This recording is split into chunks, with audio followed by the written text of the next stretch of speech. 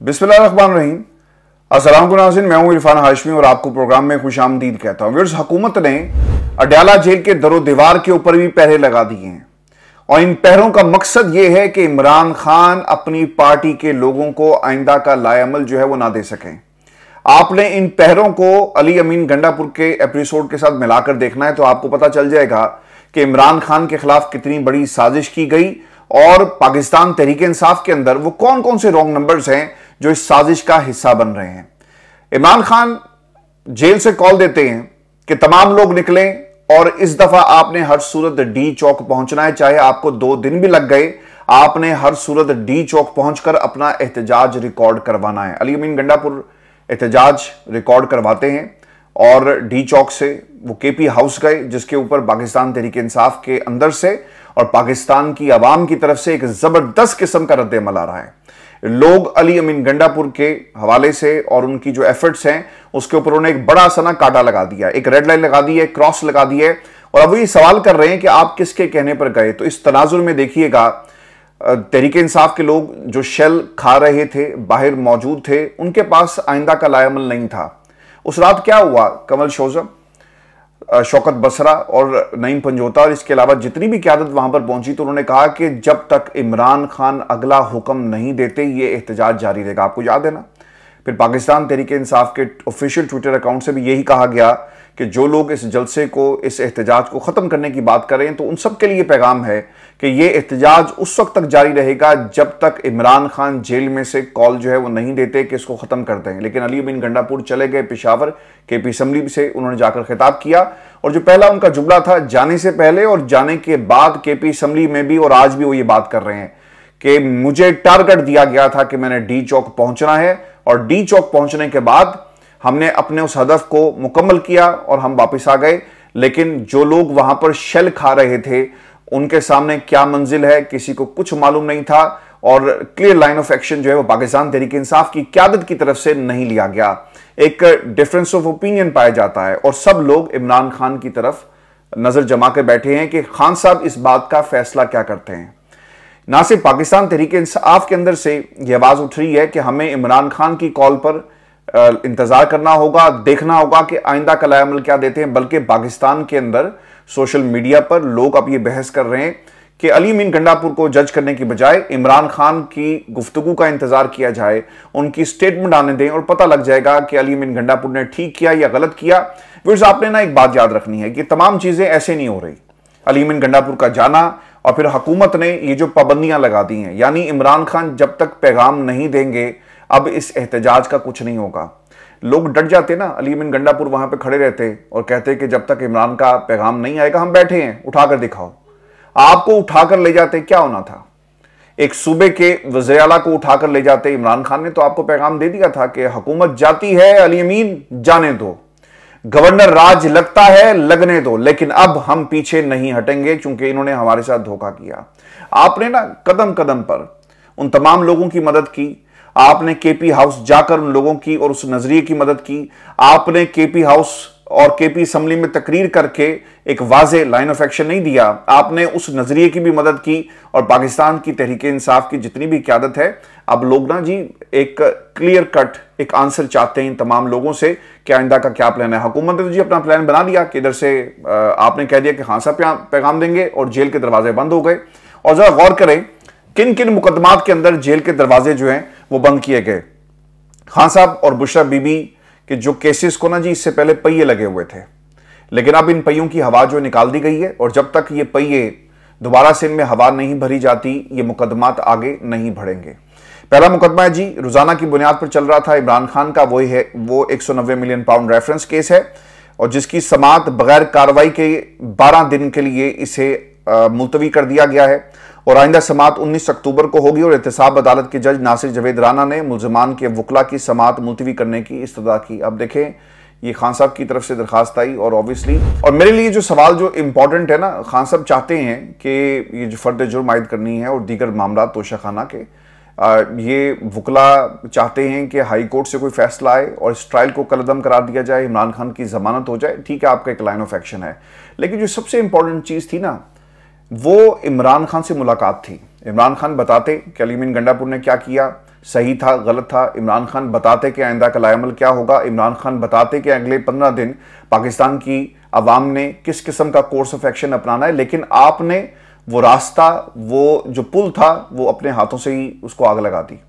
एक समात के अंदर सरकार कोई क़यामत नहीं आ जानी थी, कोई फैसला नहीं आ जाना था, और आप अदालत जाते, वहां पर इमरान खान मौजूद होते और फिर उनसे गुफ्तगू की जाती और फिर बयानात सामने आते, लेकिन ऐसा नहीं हुआ। और एक दरखास्त जो वकला की तरफ से दी गई, अब इस इस्तदा को मंजूर करके इसे अब एक तरह से 12 दिन के लिए आपने इसके ऊपर ताला लगा दिया। फिर इसे कब जी गर्मी की छुट्टियां रोजाना की बुनियाद पर समात हो रही है, उस वक्त किसी को ख्याल नहीं आया, लेकिन अब 12 दिन के लिए इंसाफ को छुट्टी पर भेज दिया गया है। व्यूअर्स, 14 से 17 अक्टूबर तक इस्लामाबाद में शंघाई ताउन तंजीम का इजलास हो रहा है। जुड़वा शहरों में सिक्योरिटी हाई अलर्ट होगी, इसलिए समात 17 अक्टूबर तक मुलतवी की जाएगी। दरखास्त की गई थी और इसके साथ ही 190 मिलियन पाउंड रेफरेंस की समात आइंदा हफ्ते तक मुलतवी करने की दरखास्त एहतसाब अदालत को जो दी गई थी, इसे मंजूर कर लिया गया है। अब दूसरी जो चीज़ इंपॉर्टेंट हुई है, आपने कराची के अंदर जो कुछ हुआ, ये पाकिस्तान की सालमियत के लिए ठीक नहीं है जी।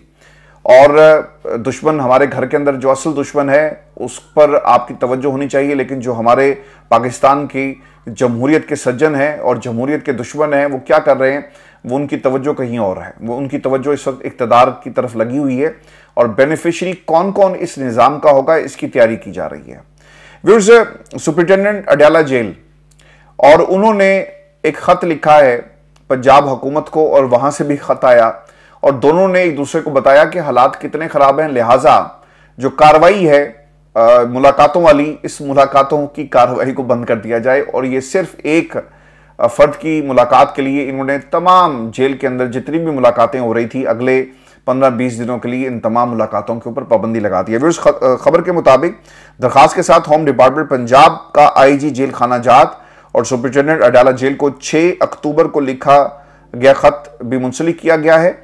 सुपरिटेंडेंट अडयाला जेल ने दरखास्त में कहा कि 2100 कैदियों की गुंजाइश है, जबकि हमारे पास कैदी 8000 हैं। कैदियों में दहशतगर्दी समेत दीगर संगीन जराइम पेशा अफराद के अलावा अहम सियासी कैदी भी हैं। 6 अक्टूबर को महकमा दाखिला पंजाब का खत मौसूल हुआ। हमें आगाह किया गया कि सिक्योरिटी के हवाले से इजाफी इकदाम उठाएं। हमने इसी वजह से कानून नाफिज करने वाले इदारों के साथ मिलकर मशकिंग भी करनी है। 7 अक्टूबर की 190 मिलियन पाउंड केस की समात सिक्योरिटी थ्रेट्स के पेश नज़र आइंदा हफ्ते तक मुलतवी करें, और अदालत ने समात 19 अक्टूबर तक मुलतवी कर दी है। मुलतवी करने की वजह ये नहीं थी, मुलतवी करने की वजह जो मैंने आपको प्रोग्राम के शुरू में बताई, ये सब मिलकर ना खेल रहे हैं और इमरान खान को बेवकूफ़ बना रहे हैं, इमरान खान के जज्बों के साथ खेल रहे हैं, इमरान खान की काविशों को ये सिफर करना चाहते हैं। आज अली अमीन गंडापुर इस रेस में शामिल हों या ना हो, ये रेस अली अमीन गंडापुर की नहीं है, ये जंग अली अमीन गंडापुर की नहीं है। आज लोगों ने कहा और जस्टिफिकेशन दी जा रही है कि देखें केपी से काफिला चला और वो तमाम रुकावटें जो इस काफिले की रास्ते में हायल की गई, ये सिर्फ अली अमीन गंडापुर ही इन्हें अबूर कर सकते थे। मेरा ना आप तमाम दोस्तों से एक सवाल है कि अली अमीन गंडापुर की जगह अगर कोई और भी पाकिस्तान तहरीक इंसाफ का बंदा इस कुर्सी पर बैठा होता, कोई और शख्सियत होती जिसको खान साहब जो हैं जिसका इंतखाब करते, तो आपके पास पावर है ना बीइंग अ चीफ मिनिस्टर, तो लोगों ने उस शख्सियत की तरफ देखना था, लोगों ने उस कुर्सी की तरफ देखना था, लोगों ने उसकी गुफ्तगू की तरफ देखना था। और इमरान खान की बात के ऊपर एज अ नंबर 2 वो किस तरह से लब्बैक कहता है, इमरान खान की पॉलिसी और उनके विजन को क्या वो बाहर आकर उसी तरह इंप्लीमेंट कर रहा है, उसके लिए कोशिशें कर रहा है। तो कोई भी होता, ये जद्दोजहद होनी थी, ये रास्ते खुलने थे, क्योंकि इमरान खान ने कॉल दी और पाकिस्तान की आवाम निकल आई। ये जो बीच में जो ब्रिज है ना, ये सब इररिलेवेंट लोग हैं सर।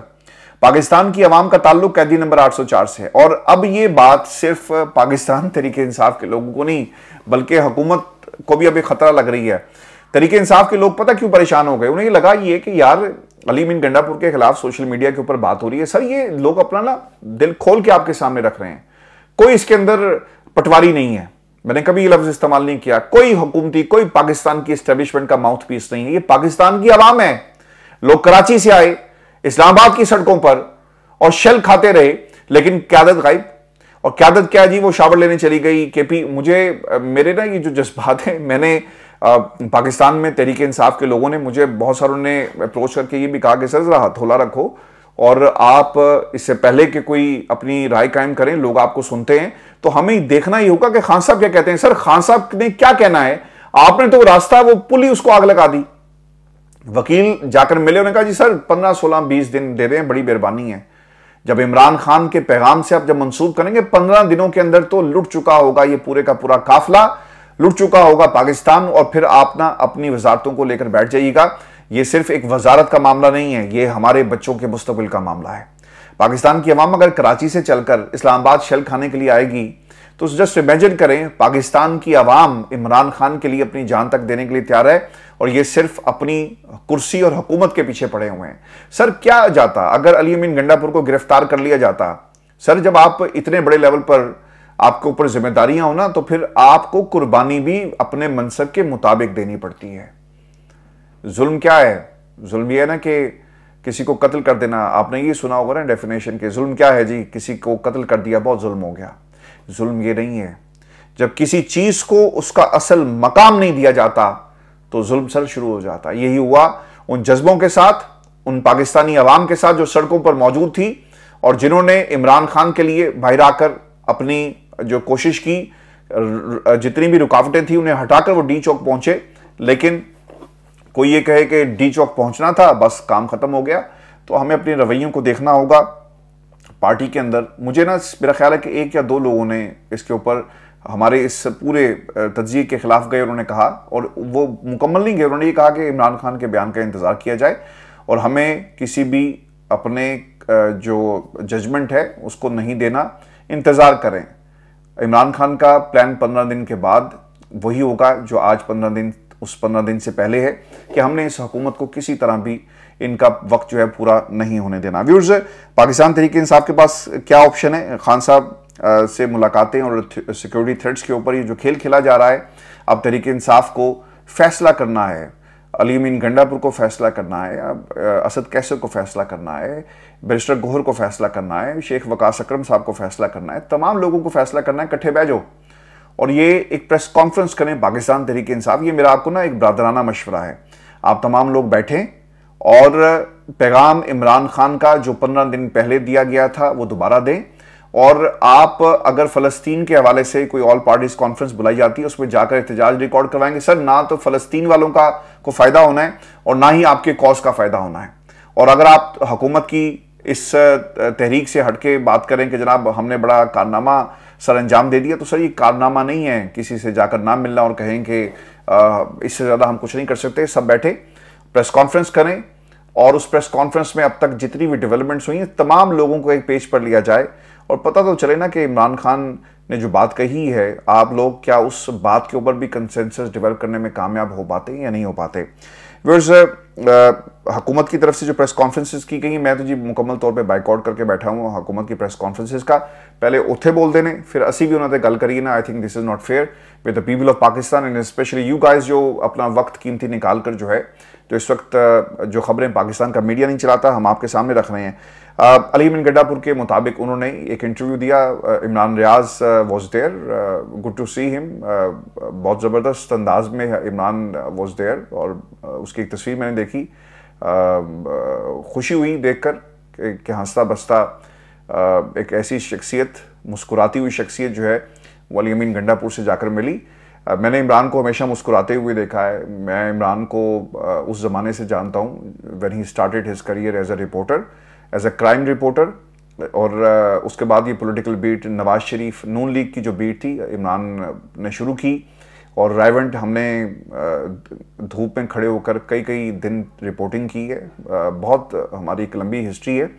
तो इमरान को मैंने इसी तरह मुस्कुराते हुए और खुश देखा। अल्लाह ताला जी उसे इसी तरह मुस्कुराता और खुश रखे और उसकी मुश्किलात को और सब लोगों की मुश्किलात को दूर करें, क्योंकि ये कोई एजेंडा नहीं है जिसके मुताबिक इस वक्त दोस्त हमारे सारे जो हैं अपने अपने महाज के ऊपर डटे हुए हैं। ये पाकिस्तान की खिदमत है, ये पाकिस्तान के लिए कर रहे हैं और जमहूरियत और रूल ऑफ लॉ के लिए किया जा रहा है। तो अल्लाह ताला इमरान रियाज को इसी तरह खुश खुरम रखे और मुस्कुराता रखे। पेशावर के पी असम्बली में अली अमीन गंडापुर कैसे पहुंचे, इंटरव्यू उन्होंने इमरान रियाज को दिया, और वो ये कहते हैं कि जब रेंजर्स और पुलिस ने रेड की तो वहां पर एक शख्स मेरे पास आता है, उसने कहा कि सर आप मेरे साथ आएँ, और फिर वो उसे लेकर चला गया और उसने कहा कि सर आप यहाँ पे बैठ जाएं। वो कमरा छोटा सा कोई कमरा था जिसका जिक्र किया गया, और आमतौर पे वहाँ पर सिक्योरिटी वाले बैठते हैं। तो उन्होंने तलाशी ली लेकिन कोई नहीं निकला। तो जब वो चले गए तो फिर अली अमीन गंडापुर ये कहते हैं कि मुझे दोबारा दूसरे कमरे में ले जाया गया और वहाँ पर बिठा दिया गया, और फिर बारिश हुई, फिर मेरी कमर पे निशान भी, ये तमाम उन्होंने बातें बताई हैं। फिर मैं मुनाल से होता हुआ सवात और गाड़ी को हाथ दिया, रुकी, और मैं जब पेशावर पहुंचा तो वहाँ पर मुझे पता चला कि पी असम्बली का इजलास हो रहा है, तो मैं सीधा असम्बली के इजलास में चला गया। सर कम ऑन, ये पाकिस्तान की आवाम, ये किसी फिल्म की स्टोरी भी हो ना तो उसमें भी बड़े झोल होंगे। फिल्म की स्टोरी फिक्शन होती है, तो ये फिक्शन भी अगर इसे समझ लिया जाए ना तो इस स्टोरी के अंदर बहुत सारे झोल हैं। आप जिस निज़ाम के ऊपर पर्दा डाल रहे हैं ना, खुदा के लिए ऐसा मत करें। इस निज़ाम के ऊपर पर्दा डाल रहे हैं, आप खुद इस निज़ाम के नीचे ना दबते जा रहे हैं, तो ऐसा मत करें, और इसका कोई फ़ायदा जो है आपको नहीं होगा।